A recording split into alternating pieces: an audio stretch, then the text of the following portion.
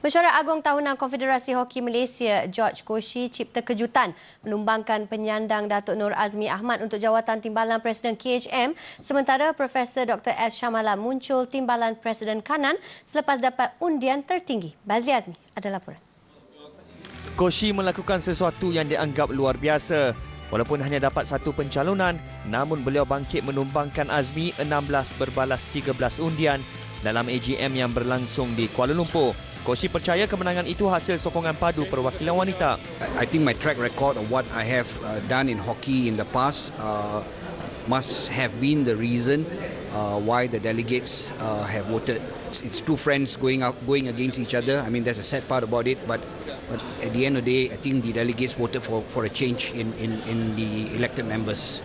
Saya pun akan meletakkan jawatan saya sebagai pengurus pasukan hoki Malaysia dan biarlah pentadbiran baru akan melaksanakan segala-galanya. Seramai 29 perwakilan membuang undi. Kejutan berlaku apabila Shamala dapat undian paling banyak ketika menewaskan K. Maheswari untuk Timbalan Presiden Wanita. Beliau menang 17 berbalas 12 sekaligus diangkat sebagai Timbalan Presiden Kanan. Kita kena ada satu cara profesional lah, supaya dana yang kita laburkan ke dalam pasukan hoki, terutamanya pasukan hoki wanita adalah setanding dengan apa yang kita harapkan daripada pasukan tu. Ini bukan soal jawatan saja kerana jawatan kuasa baru perlu mengelak hutang 2.6 juta ringgit seperti yang ditanggung pegawai lama. Ujian pertama memastikan skuad kebangsaan melepasi separuh akhir Liga Dunia di Belgium bulan depan yang juga kelahikan Sukan Olimpik Rio 2016. Sementara itu, Presiden baru KHM Datuk Seri Subhan Kamal mengumumkan bekas pemain negara Logan Raj sebagai Ketua Pegawai Eksekutif CEO badan induk itu. We have actually appointed with immediate effect a new CEO. According to our constitution, a new CEO who will take office immediately for the next 2 years. Dan we are proud to inform Mr. Logan Raj Kalikavandan has been appointed as a CEO at MSC for 2 years. Logan yang memiliki lebih 200 caps akan memainkan tugas utama dalam operasi badan induk itu menggantikan peranan Setiausaha Agung. Beliau juga bertanggungjawab mencari dana tajaan untuk KHM. Sementara itu, bekas Presiden Tengku Abdullah Sultan Ahmad Shah akan memantau KHM dengan jawatan baru. Dan kaitan dengan hutang-hutang ini, saya pun telah nyatakan saya akan selesaikan ikut kemampuan kita untuk membantu Datuk Seri Subhan dalam hal ini.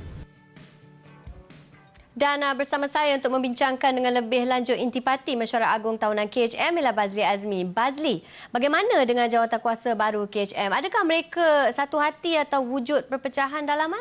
Adil, kalau kita lihat dengan barisan baru ini, 80% daripada mereka ialah muka yang baru. Dan ini bermakna ahli jawatan kuasa baru ini akan merangkul tugas yang baru juga kerana ketika ini ada KPI baru yang akan diletakkan di bahu mereka, terutamanya iaitu mendapatkan dana sekaligus mengelakkan hutang seperti 2.6 juta ringgit daripada berulang.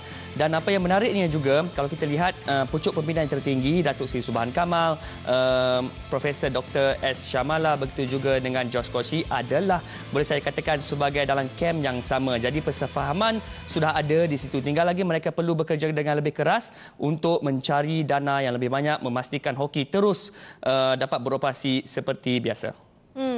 Dan Bazli menyentuh tentang dana. Bagaimana dengan kemampuan jawatan kuasa ini melunaskan hutang 2.6 juta ringgit? Mampukah mereka melakukannya, Bazli?